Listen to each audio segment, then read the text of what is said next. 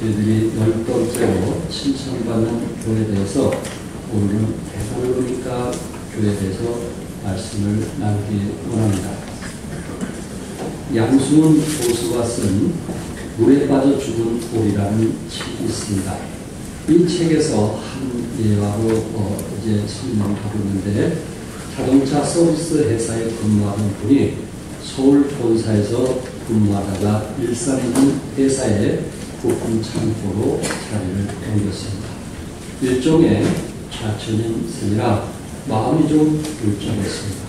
일산에 있는 회사의 그 부품 창고 자리에 있으면서 분위기가 너무 썰렁했고 또 좀 울적했습니다. 그래서 생각도 못해 그 창고 옆에 좀 오리를 키울 수 있는 작은 사육장을 만들었어요. 그래가지고 물을 담아놓고 그곳에서 이제 오리를 한번 키우면서 자기의 울적한 마음을 달래보겠다, 그런 마음으로 작은 사육장을 만들었습니다. 그래가지고 오리를 키우는 양계장에 가서 천둥오리 한 마리를 갖고 왔어요.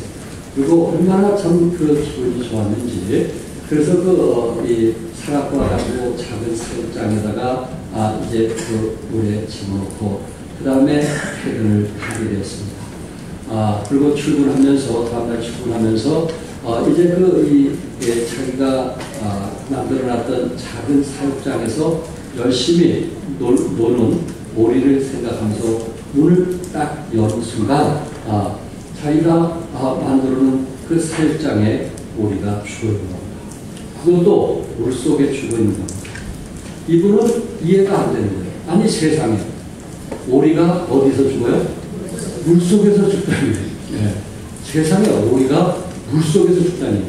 아니 이런 일이 있을 수 있는가? 그래서 혹시 주위에 뭐 두더지나 뭐 이런 것이 오리를 물어서 죽지 않는가 하고 아무리 살펴봤는데도 그런 것은 전혀 없는데 그냥 물속에 죽은 것입니다. 그래서 화가 나서 퇴근 후에 이제 양계장으로 찾아갔어요. 아니 사장님, 내가 어제 그 좋은 제일 비싼 오리를 한 마리 사는데, 내가 참 이 오리를 보고서 좀 울적한 마음을 달래보려고 한 마리 사갔는데 어젯밤에 죽었습니다. 어떻게 오리가 물속에서 죽습니까? 그런 일도 있습니까? 라고 물었어요. 그러니까 이분은 자기 상식으로는 오리는 어디서 죽지 않는다? 물에서는 죽지 않는다. 그 생각을 늘 상식을 갖고 얘기했는데 상식 밖의 이야기를 듣게 되었습니다. 선생님이 몰라서 그러는 거군요. 이 오리는 양계장에서 부화해서 지금까지 자랐습니다. 그래서 오리가 양계장에서 자란 것은, 이게 오리가 오리 몸에서 스스로 기름이 나와가지고 오리가 물속에 들어가기 위해서 늘 그 몸에서 나온 기름을 자기 날개나 몸에 늘 바릅니다. 그래서 시간이 있을 때마다 오리들이 움직이는 것은 그 몸에 있는 기름을 몸에 발라가지고 물속에 들어갈 때 몸에 흡수되지 않고 떠있도록하게 해서 늘 그 일을 하는데, 양계장에서 키운 오리는 주인들이 밥을 주니까 그럴 필요가 없습니다. 몸에서 기름이 나와도 그것을 칠하지 않는 이유는 물속에 들어갈 이유가 없기 때문에 그것 귀찮고 싫어서 그런 일을 안 합니다. 그래서 양계장에 키운 오리는 어디에 집어넣으면? 물에 집어넣으면 뭐한다? 죽습니다. 그 얘기입니다. 이건 상식 밖의 얘기예요. 오리가 물속에서 죽는구나. 아니 오리가 물속에서 죽을 수 있구나. 이건 상식 밖의 얘기란 말입니다. 그래서 양계장에서 키운 오리는 스스로 자기 몸에서 나온 기름을 자기 귀에 바르지 않기 때문에 물속에 들어가면 물이 스며들어서 죽을 수 있구나 하는 결과를 가져오게 된 것입니다. 우리에게 주는 교훈이 있습니다. 여러분하고 예수 믿으면 우리는 세상에서 죽지 않는다는 생각을 갖습니다. 예수 믿으면 우리는 세속화되지 않는다는 생각을 갖습니다. 예수 믿으면 우리는 예수처럼 살아간다고 생각을 갖고 있습니다. 그런데 어느 날 보니까 예수 믿는 사람들이 세상에서 죽더라고요. 예수 믿는 사람들이 세상에서 살아가는데 예수 믿지 않는 사람과 똑같이 살더라 말이에요. 화낼 거 다 화내고 성질 부릴 거 다 성질 부리고 용서하지 못할 거 다 용서하지 않고 그렇게 살더라 하는 것입니다. 결국 세상에서 주는 그리스도인의 모습들이 참 얼마나 우리 주님의 마음을 아프게 할까. 다시 말해서 우리 주님께서 분명히 깨어서 뭐하라고 했어요? 시험에 들지 않기 위해서 깨어서 뭐하라고 했어요? 기도하라고 말씀했어요. 그런데 기도하지 않는 거예요. 죽어도 기도하지 않는 거예요. 일주일 내내 기도하지 않는 거예요. 살기 바빠서 그렇게 하는 거예요. 내 처지가 얼마나 힘든데 지금 살기 바쁜데 무슨 기도하느냐. 물론 그럴 수 있어요. 그러나 그 사람은 오리가 물속에서 죽는 거죠. 그리스도인이라고 하는 사람도 역시 세상에 파묻혀 살 수밖에 없다는 교훈을 우리에게 주고 있습니다. 성도 여러분, 그렇기 때문에 우리 주님께서 시험에 들지 않기 위하여 깨어서 뭐하라? 기도하라. 기도하지 않는 사람 반드시 무엇에 든다? 시험에 든다. 반드시 그 사람이 시험에 들 때는 그 사람의 영적인 부분에 있어서 자기는 하지 않아도 된다는 생각을 가진 교만한 사람들이 시험에 드는 것입니다. 그래서 여러분 하나도 참 그리스도 안에서 칭찬받는 성도가 되기 위해서는 하나님 말씀에 순종할 수 있길 바랍니다. 우리가 말씀에 순종하지 않으면 우리도 예수 믿는 것 같은데 교회 책임 가진 것 같은데 교회 오래 다닌 것 같은데 여러분 하나도 세상에서 결국은 무너질 수밖에 없다는 좋은 교훈이 된 것입니다. 오늘 우리는 신약 성경에 보여주는 또 하나의 건강한 교회, 칭찬하는 교회에 대해서 말씀을 드리고자 합니다. 교회는 이 데살로니가 교회는 사도 바울이 제2차 전도 여행을 통해서 세워진 교회인데 한 3주 동안 데살로니가 교회와 함께 했습니다. 그리고 3주 후에는 그곳을 떠나야만 되었던 것입니다. 그런데 사도 바울이 3주 동안 했던 그 교회가 칭찬받는 교회가 되었어요. 이건 놀라운 거 아닌가요? 그가 여러분 하는 정말 어떠한가? 우리는 교회 몇 년 다녔는가? 그거는 얘기하지 마세요. 여기 3주 동안 다녔던 데살로니가 성도들이 바울에게 뭘 받았어요? 칭찬을 받았어요.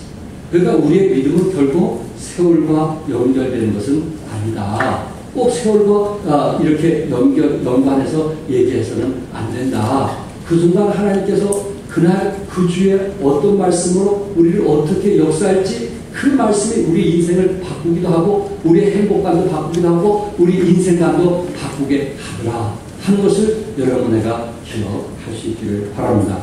환난 중에도 오늘 첫째 보니까 복음을 받아들인 교회에 대해서 사도 바울은 칭찬을 했습니다. 너희는 많은 환난 가운데서 성령의 기쁨으로 도를 받아 우리와 주를 본받는 자가 되었으니 라고 말씀했어요.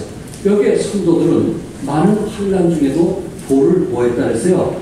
받아들였다. 도를 뭐했다고요? 받아들였다. 이 도라고 하는 것은 그 말씀이라는 이제 원의 뜻도 있고 그리고 그 말씀이라는 것을 좀 더 쉽게 풀이 얘기하면 사도 바울이 전한 복음이었습니다.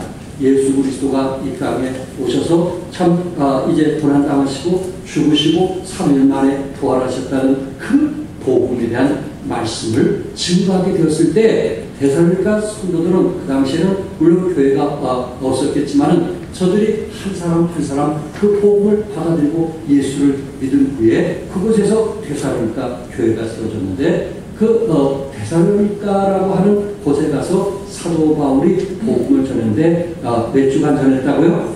3주간 복음을 전했습니다. 이 데살로니가의 그 흐름을 알려면 사도행전 17장 5절과 10절에서 자세히 기록이 되어 있습니다.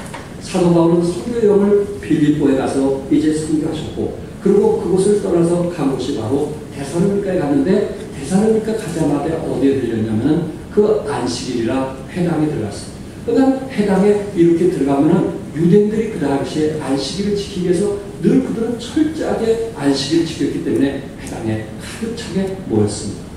사도 바울의 복음을 이제 그곳에서 가르친 것입니다. 예수님이 이 땅에 오셔서 정말 우리를 위해서 고난당하시고 그리고 죽으시고 부활하신 이유가 뭐냐? 여러분 나라를 구원하기 위한 것이다 라는 메시지를 증거하게 되었습니다. 성경에 보면은 그 메시지를 통해서 경건한 헬라인의 큰 무리와 적지 않은 기부인 중에서 그 중에 정말 잘 사는 기부인들이 고난을 받고 바울과 실라를 쫓게 되었다. 그렇게 말씀을 하고 있습니다. 그래서 그 회당에서 매주마다 이제 그 3주 동안 말씀을 전하고 또 다른 자들에게 하나님의 말씀을 잘 3주 동안 가르치고 양육을 했는데 그들에게 놀라운 변화가 일어나게 되었고 그리고 그들이 바울과 실라를 따르게 되었던 것입니다. 유대인들이 회당에 모여있는 유대인, 안식일을 지키고 있는 유대인들이 이것을 보고 아니 하나님을 믿어야지 어떻게 예수님을 믿느냐, 어떻게 예수님을 통해서 구원받을 수 있느냐, 이런 부분에 대해서 받아들이지 못한 사람은 바울과 실라를 죽이려고 했습니다. 그래서 좀 힘께나 쓰는 그런 좀 사나운 몇 사람들을 끌고 이제 바울을 이제 찾기 위해서 찾아봤는데 바울이 없고 야손의 집에 들어갔는데 그곳에도 역시 바울이 없었습니다. 그래서 야손의 그 바울을 따랐던 야손과 몇 사람들을 그 마을로 끌고 가서 그리고 동네 사람들에게 이 사람들이 천하를 어지럽게 하던 그런 사람들의 그 말을 듣고 따랐던 사람이다 하면서 비웃고 조롱하면서 업신여기고 핍박을 하게 되었습니다. 그래서 그 순간 이 사도 바울이 이런 위험이 있는 것을 알고 형제들이 밤중에 몰래 와서 바울과 실라를 배회하러 피신을 시켰습니다. 그게 딱 3주째였습니다. 피신을 시켰고 또 유대인들이 베레아까지 쫓아옴을 통해서 다시 그곳에 실라와 디모데를 베레아에 남겨두고 사도 바울은 아덴이라는 철학 도시인 아덴으로 피신을 가게 되었습니다. 여기에 사도 바울이 복음을 전할 때 이렇게 유대인들이 바울을 죽이려고 실라를 죽이려고 어떻게 하든지 그들을 쫓아내려고 그런 핍박과 고통 속에서도 데살로니가에 있는 그 성도들은 예수님을, 그 기부인들은 예수님을, 헬라인들은 예수님을 마음에 영접하는 그러한 놀라운 일들을 보게 됩니다. 성도 여러분, 우리 선교사님들이 중국에 가서 반드시 침례식을 합니다. 세례를 하면 얼마나 좋겠어요. 남들 보이지도 않게. 그런데 꼭 침례식을 하다가 비밀 경찰들에게 걸려가지고 고문을 당한 일들이 많이 있습니다. 우리 선교사님들 중에도 그렇게 고문을 당해가지고 기도해달라는 그런 부탁을 하게 되었고 또한 한국에 나와서 정신치료까지 받고 또 회복되어서 다시 들어간 그런 선교사님도 계십니다. 실제적인 어려움을 전국 목사님들이 같이 기도해 준 적이 있습니다. 여러분, 침례를 안 하면 증거가 없는데 이 침례식을 하면 이거는 뻔히 보이는 증거이기 때문에 발동을 할 수가 없습니다. 그래도 그들은 핍박이 있음에도 불구하고 또한 고문당할 것도 생각하면서 우리 선교사는 이 중국인들에게 침례 수종하느냐 하면 저들이 믿음을 가진 사람은 침례 수종하고 두려움을 가진 사람들은 침례 순종하지 않는 경우도 있습니다. 이처럼 그 당시에 예수 믿는 사람들을 핍박하고 조롱하고 그리고 고통을 주는 그런 분위기 속에서 쉽게 내가 예수 믿겠습니다. 내가 예수 믿고 구원받겠습니다. 그렇게 한다는 것이 결코 쉬운 일은 아니라는 것입니다. 그럼에도 불구하고 복음을 듣고 보니까 분명히 예수 그리스도께서 우리 죄를 위해서 죽으시고 3일 만에 부활하셨을 뿐만 아니라 내 죄를 위해서 돌아가셨다는 그 사실이 너무나 귀한 복된 소식이라 저들은 그런 분위기 속에서도 예수님을 마음에 영접하여 복음을 받아들이는 그런 놀라운 사건들을 보면서 사도 바울은 저들을 칭찬했던 것입니다. 어찌 너희들이 정말 그런 상황에서도 바울이 전한 복음, 내가 전한 복음을 너희들이 믿을 수 있느냐 하는 이야기입니다. 지금 사도 바울은 그곳에서 3주 동안 복음을 전했습니다. 그리고 몇 개월이 지난 후에 바울이 저들이 어떤 믿음을 가졌는지 좀 알고 싶어서 이제 디모데나 실라를 보내서 알고 싶어서 좀 보냈는데 그 디모데와 실라가 지금 얘기하는 것입니다. 선교사님, 선생님, 지금 데살로니가 성도를 이렇게 놀랍게 변화하고 있습니다. 이렇게 놀랍게 성장하고 있습니다. 저들이 정말 기쁨과 사랑이 충만해 있습니다. 하면서 그것을 이제 바울에게 얘기하는 것을 그 그것을 이제 중심으로 그 대사님과 성도들을 칭찬하고 있는 것입니다. 저들이 복음을 받아들였을 뿐만 아니라 1장 6절에 보니까 너희는 많은 환난 가운데서도 성령의 기쁨으로 도를 받았다. 성령의 기쁨으로 도를 뭐 했어요? 받았다. 하나님의 말씀을 받았다는 것입니다. 표준 세번역에서는 또한 여러분은 많은 환난 가운데서도 성령이 주는 기쁨으로 말씀을 받아들여서 우리와 주님을 본받는 사람이 되었습니다. 성령이 주는 기쁨으로 말씀을 받아들였다. 이렇게 말씀하고 있어요. 그러니까 저들이 환난과 핍박이 있었지만 말씀을 듣는 그 순간 성령이 뭐가 있었어요? 기쁨이 있었어요. 성령이 주신 정말 즐거움이 있었어요. 그래서 예수님을 개인의 구세주로 모셔드리게 된 것입니다. 밖으로 보면 분명히 환난이 있었어요. 밖으로 보면 분명히 시련이 있었어요. 밖으로 보면 분명히 고통이 있었어요. 그러나 메시지 속에서 성령이 주신 그 기쁨을 감당할 수 없는 그 기쁨이 있었기 때문에 예수님을 개인의 구세주로 영접하는 놀라운 역사가 일어나게 되었다는 사실입니다. 저와 한 30년 동안 함께했던 이정보 목사님이 고등학교 시절에 그 경상도에서 예수 믿고 구원받은 후에 그 고등학교 시절에 그분이 한 일이 뭔지 아십니까? 그렇게 상담을 모셨던 큰 나무를 베고 서울로 도망갔어요. 여러분, 저도 지금 사실 솔직하게 시골에 한밤중에 그 나무를 베라면요, 저는요 벌벌벌 떨 것 같아요. 꼭 귀신이 나타날 것 같아요. 그런데 그분이 예수 믿고 나니까 이게 거짓말이에요. 동네 사람들이 그렇게 미신처럼 섬기는 그 상당으로 섬기는 그 큰 나무가 이게 거짓말이에요. 그래서 그거를 그냥 자도 폭으로 자르니까 그러니까 동네 사람들이 이정범 어디냐고 막 그 목사님을 찾더라고요. 학생 시절이니까 그럼 데리고 오라고 당장 죽이 동네 사람들이 몰라요. 그때 그 아버지도 놀랬죠. 아버지도 놀랬죠. 그럴 줄로 알았겠어. 그런데 아버지가 지혜롭게 얘기해요. 여러분, 만약에 여러분이 모신 상담이 진짜 신이라면 내 아들이 지금 서울로 가는데 당장 죽을 겁니다. 그 하루만 기다려보십시오.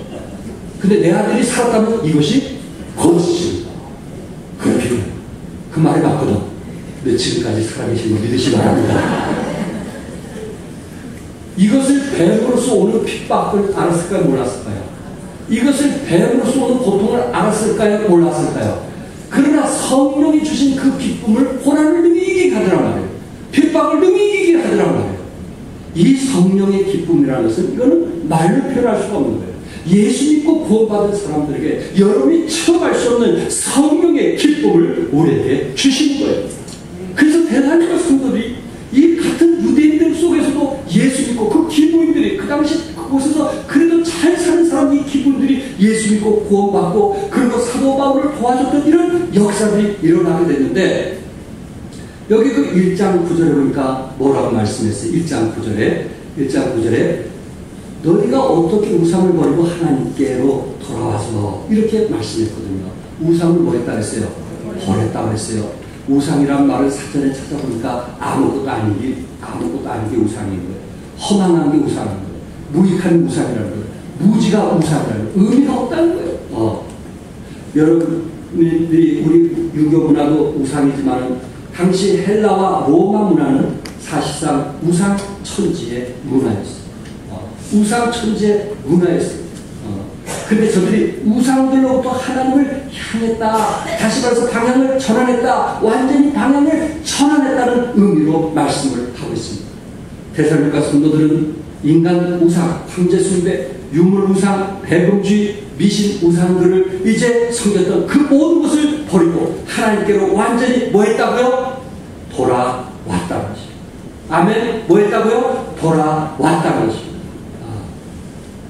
우리 어머니 여기 계시지만은 저를 한 40년 이상 하던 거, 거기에 있던 그 수리하는 거, 모든 거 다 정리하고 교회 나온 거 믿으시기 바랍니다. 40년 동안 새벽마다 유연택을 위해서 늘 새벽 기도하신 우리 어머니.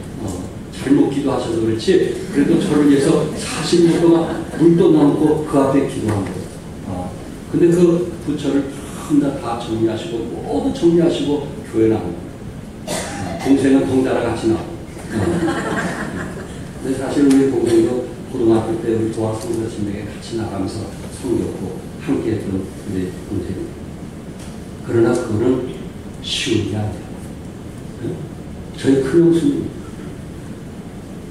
저희 셋째 형수님 얼마나 남이 친지 아세요? 어머니 왜 그러세요? 어머니 왜 그러세요? 어머니 때문에 우리 동네, 우리 집안 식구들 모두 다 불교인이 되게 했는데 여기 이름 다 걸어놨는데 어머니 어떻게 하시냐고 이러세요. 우리는 그분들에게 뭐라 그럴 거예요? 우리 어머니가 그만뒀다 우리 교회 갔다고 어떻게 말할 수 있냐고. 야, 그런데도 어머니가 단호하게 이제 나는 정리하겠다. 그럼 이제 나는 하나님 섬기겠다. 이게 쉬운 거냐 말이에요. 우상을 얻는다는 게 결코 쉬운 일이냐 말이에요. 결코 우리 안에 생명이 없으면, 우리 안에 변화가 없으면 이런 일을 우리가 할 수가 없는 것입니다. 여기에 성경에 보니까 놀라운 변화들이 일어났어요. 우리 1장 9절을 통해서 세 가지 변화를 한번 좀 같이 나눠봅시다. 같이 한번 읽겠어요. 시작. 너희가 어떻게 우상을 버리고 하나님께로 돌아와서 사시고 참되신 하나님을 섬기며 또 죽은 자들 가운데서 다시 살리신 그의 아들이 하늘로부터 강림하심을 기다린다고 말하니 이는 장래 노하심에서 우리를 건지시는 예수입니다. 이들이 예수 믿고 나서 변화된 세 가지가 있어요. 첫째는 뭘까요? 우상을 뭐 한 거예요? 버렸어요. 돌이켰어요. 두 번째는 뭐예요? 하나님을 뭐 했어요? 섬겼어요. 야, 그들이 변화돼서 하나님을 진심으로 섬겼어요. 세 번째는 뭐였어요? 강림하심을 기다렸어요. 예수님이 다시 오실 것을 기다렸어요. 그들이 복음을 듣고 훈련받은 것은 몇 주였어요? 3주였어요. 근데 이런 놀라운 변화의 역사가 일어나게 되었어요. 저들은 버리고 섬기고 기다리면서 그들에게 놀라운 세 가지가 일어나게 되는데 그것은 믿음의 역사였어요. 그것은 우상을 버리고 하나님께 돌아온 것이었어요. 사랑에 수고했어요. 하나님을 섬기는, 정말 교회에서 정말 찬양으로 또한 식사로 또한 그들이 정말 교회 안내로 여러 가지로 그들은 섬기는 것을 기뻐했어요. 그리고 소망의 인내가 있었어요. 주의 강림을 기다리는 인내가 있었어요. 그래서 사도 바울이 대적과 성도를 칭찬하면서 뭐라고 얘기하냐면 1장 3절에 너희의 믿음의 역사와 사랑의 수고와 우리 주 예수 그리스도께 대한 소망의 인내를 우리 하나님 앞에서 쉬지 않고 기억하미라 이렇게 말씀합니다. 데살로니가 성도들은 3주만 그들은 역사는 믿음을 가졌고 사랑의 수고를 가졌고 소망의 인내를 가졌어요. 어떤 사람은 10년 나와도 변화되지 않는 사람이 있는데 어떤 사람은 20년 나와도 머리를 하는데 행동으로 변화되지 않는 그런 사람도 없지 않아 있는데 데살로니가 성도들은 3주 만에 그의 삶이 변화됐다는 말씀입니다. 얼마나 놀라운 역사입니까? 두 번째는 환난 중에서 믿는 자의 본이 되었어요. 저들은 믿는 자의 뭐가 되었다 그랬어요? 본이 되었다. 이렇게 말씀하고 있습니다. 본이라는 것은 강압적인 힘에 의해서 찍힌 하나의 모형, 카페에 찍힌 상을 말하는데 어떤 틀을 가지고 계속 찍어내는 건데 저들은 모든 믿는 자의 본이 되었다. 그렇게 말씀하고 있어요. 그들은 첫째, 사도들을 본받는 자가 되었어요. 본문에 보면은 우리라는 단어가 나옵니다. 우리는 누굴까요? 바울과 실라, 디모데를 얘기하고 있습니다. 무엇을 본받았을까요, 저들이? 무엇을 본받아서 믿는 자의, 모든 믿는 자의 본이 되었을까요? 사도 바울은 2장 7절에 보면은 유순한 유모가 자기 자녀를 기름같이 성도들을 도와줬고 2장 8절에는 우리 목숨까지 너에게 주기를 즐기겠다. 목숨까지 주기를 즐기면서 저들을 양육했고 2장 9절에서는 형제들아 우리의 수고와 애쓴 것을 너희가 기억하리라. 정말 그들에 대해서 수고하고 애쓴 것을 기억할 정도로 함께 일했고 2장 11절에서는 아비가 자기 자녀에게 하듯 권면하고 이루하고 경고했다. 아비가 자기 자녀에게 하듯 그렇게 했다고 말씀했어요. 바울이 그렇게 했던 것처럼 여기에 성도들이 똑같이 그렇게 영혼들을 돕고 영혼들의 필요를 채워가면서 그리고 모든 믿는 자의 본이 되는 삶을 살았습니다. 그리고 또 한 가지는 여기 성경에 보니까 뭐라고 얘기했어요? 뭐라고 얘기했어요? 주님을 본받은 자가 되었다고 말씀했어요. 누구를 본받은 자? 주님을 본받은 자가 되었다고 했습니다. 사도 바울을 통해서 누구를 알았어요? 예수님을 알았어요. 사도 바울을 통해서 예수님의 그 품성을 알았어요. 사도 바울을 통해서 예수님께서 이제 세상을 사랑하고 복음을 전하기 위해서 오신 것도 알았어요. 사도 바울을 통해서 예수님은 하나님께서 보내주신 사람을 끝까지 사랑을 알았어요.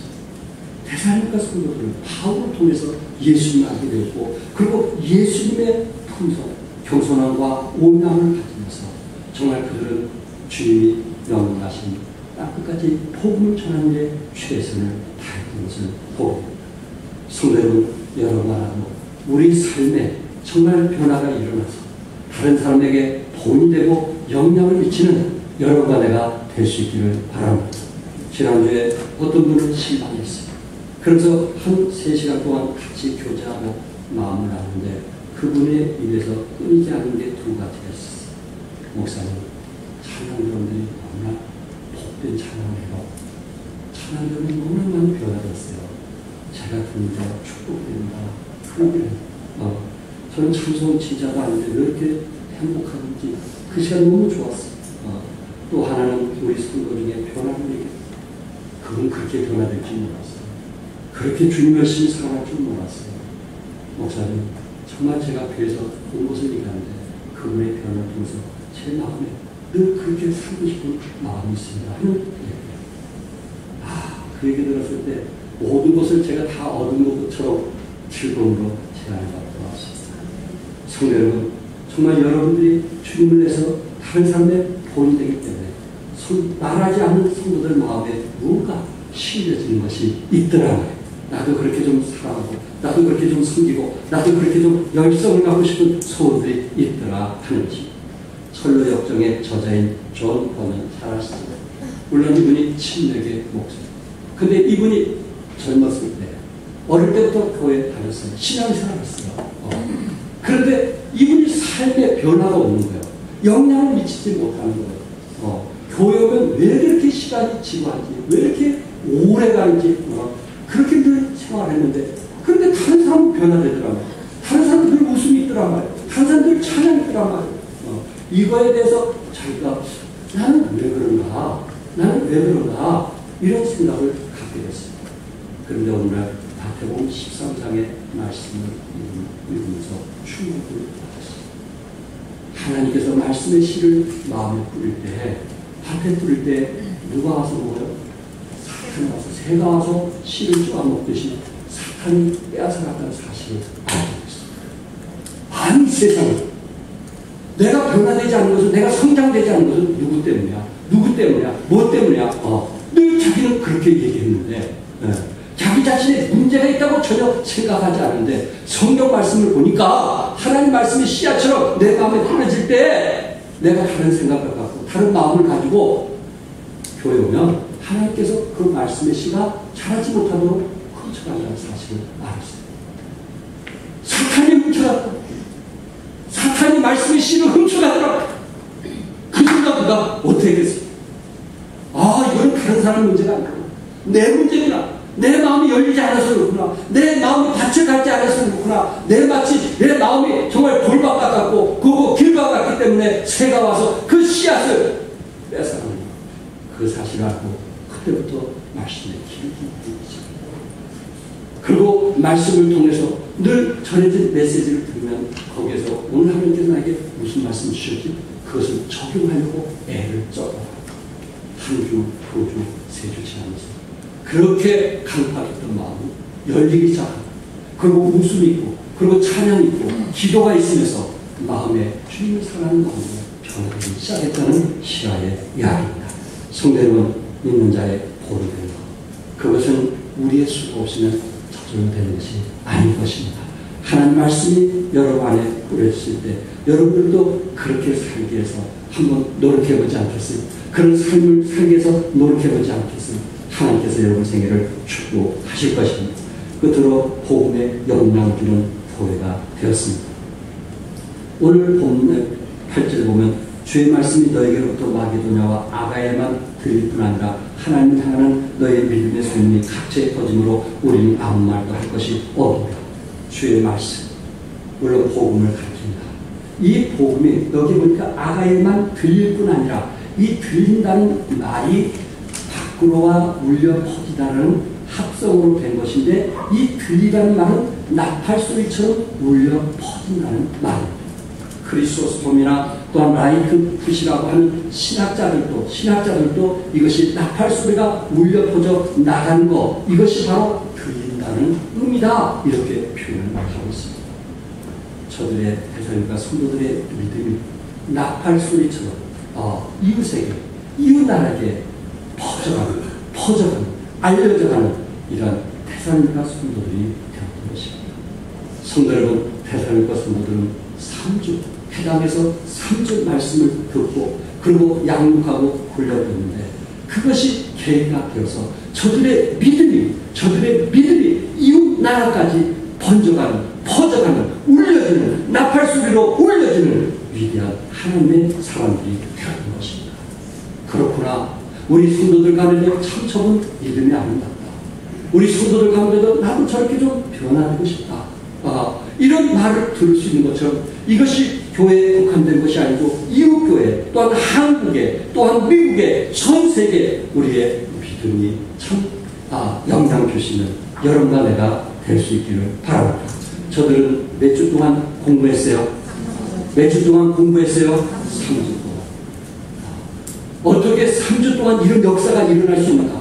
나는 10년 동안 교회 다녀도 다른 사람의 영향을 못 미치는데 어떻게 3주 만에 이런 영향을 미칠 수 있는가? 결국은 우리 마음에 확신이 아닐까. 1장 4절에 보면은 1장 4절에 우리 한번 다 같이 읽어보겠습니다. 같이 시작. 하나님의 사랑하심을 받은 형제들아 너희를 택하심을 알아라. 사도 바울이 보았을 때 이런 역사가 3주 만에 이런 역사가 일어날 수 있었던 것은 다른 게 아니고 하나님께서 저들을 뭐 하셨다는 것을 택하셨다는 것을 사도 바울이 알고 하나님으로부터 택하심을 받은 사람은 이런 역사들, 이런 증거가 일어나는구나. 그 증거가 뭐예요?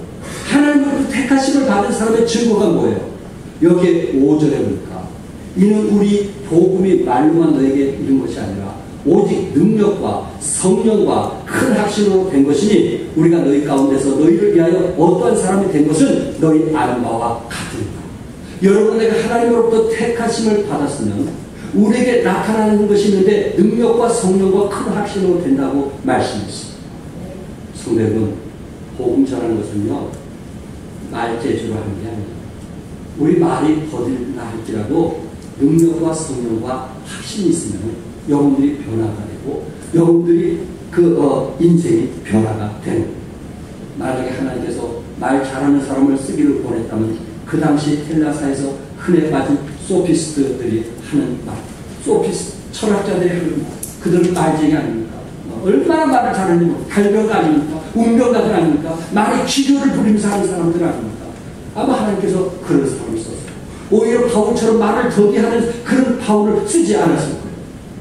그러나 여러분과 내가 복음을 증거하는 사람은 그리스도 안에서 택함을 받은 사람은 아닌데 그 택함을 받은 사람은 능력이 있어요. 폭발적인 힘이 있어요. 하나님께서 그에게 힘을 주신 거예요. 또한 성령님이 함께 하시는 거예요. 내가 무슨 말을 했는지 모르지만 성령께서 그 마음을 움직이시고 역사하시는 거예요.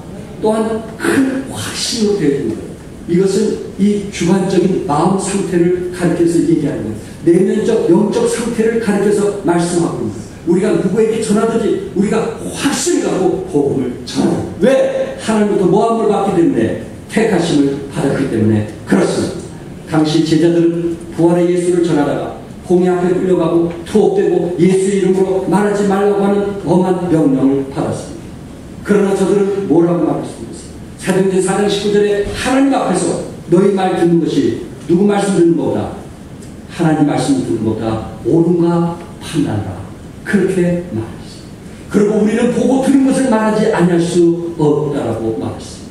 그런 핍박과 조롱과 역경과 또한 화형에 처하기도 하고 짐승의 밥이 되기도 하는 그런 상황 속에서도 대사님과 성도들은 믿음에 대한 확신이 있었기 때문에 어떤 누구든지 자기가 믿음에 대해서 분명하게 전할 수가 있었다는 사실입니다.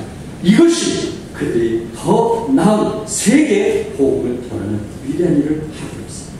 택함을 받은 사람에게는 능력이 있어요. 두 번째 뭐가 있다고 했어요? 성령의 역사가 있어요. 세 번째 뭐가 있어요? 큰 확신이 있어요. 또한 택하심을 받은 자에게는 복음의 효과가 일어나고 복음의 효과가 일어나게 그게 6절과 10절의 말씀 아닙니까? 1절, 6절과 10절에 거기 보면 지금까지 배웠던 말씀을 결론하면서 이 택함을 받은 사람에게는 말씀을 받아 회심 그리고 6절에 많은 환난 가운데서도 복음을 믿었고 그리고 어려운 환경에서도 성령의 기쁨으로 즐거웠고 그리고 바울과 주를 급속히 본받은 자가 되었고 그리고 7절에 마게도냐와 아가야 모든 믿는 자의 본이 되었다. 이것이 바로 택함 받은 자들에게 나타나는 복음의 효과입니다. 성도 여러분, 중요한 것은 하나님께서 사도 바울을 너는 나의 택한 그릇이라고 말씀했고 그리고 사도 바울은 지금 데살로니가 성도들에게 말하기를 뭐라고 얘기했어요? 형제들아 너희를 택하심을 아노라. 하나님 너희들을 택하셨기 때문에 이런 변화가 있다는 것을 나는 알고 있다. 이것이 사도 바울의 고백 아닙니까? 정황성서 여러분 오늘 죽어도 천국 갈 수 있는 확신이 있습니까? 네. 하나님의 자녀된 확신이 있습니까? 네. 그런데 하나님이 우리를 택했다는 확신이 있습니까? 네. 하나님은 우리를 택하셨다면 우리를 택하셨다는 확신이 있다면 우리 안에는 능력이 나타나고 우리 안에는 확신이 있게 되고 우리 안에는 성령님의 함께하심을 믿을 수 있기를 바랍니다. 당나라 장안에 손총이라는 소문난 약장수가 있었습니다. 약을 잘 지어서 소문을 났을 뿐만 아니라 약값이 없는 어려운 사람들일지라도 차용증만 받고 약을 지어주는 사람으로 소문이 났습니다. 그래서 먼 곳에서 돈이 없으면 차용증을 받습니다. 그리고 연말에 계산합시다 하고 이제 약을 줍니다. 이분이 차용증을 받으면 그 차용증을 집 방에다가 붙여놓은 거 천장부터 시작해가지고 벽 쪽으로 붙여놓은 거 있어요. 붙여놓은 거. 그리고 연말 되면 그것을 뜯어가지고 그러면서 그는 이렇게 얘기했어요. 나는 어리석지도 않고 큰 인물도 못됩니다. 약을 팔아 처자를 기르고 사는 한낱 약장수에 불과합니다. 내가 약방을 시작한 지 40년, 차용증을 불태운 것이 수천 장에 이릅니다. 그 가운데 후에 호간 대장으로 출세한 사람들이 비일비재하여 약값에 비해 돈에 넘치는 보답을 해오기도 합니다.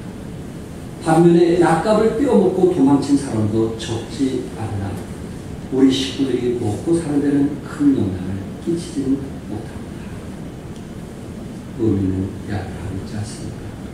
송청이라고 하는 한 약장수를 통해서 어떤 소문이 난지 아시겠죠? 그래서 약을 사러 갈수록 해가 지날수록 더 많은 사람들이 온다. 우리 종합성서 침례교회도 이런 성도들이 있다면 우리 종합교회가 소문나지 않을까요? 이런 믿음을 가진 사람들이 앞서가면 소문나는 교회가 되지 않을까요? 나는 우리 종합성서 침례교회가 칭찬받는 교회가 되기를 원합니다. 우리 종합성서 침례교회 성도들이 칭찬받는 성도들이 되기를 원합니다. 세상 사람들이나 여러분이나 어디에 갖다 놔도 그 사람이 그 사람이라면 무슨 의미가 있겠어요? 무슨 의미가 있겠어요?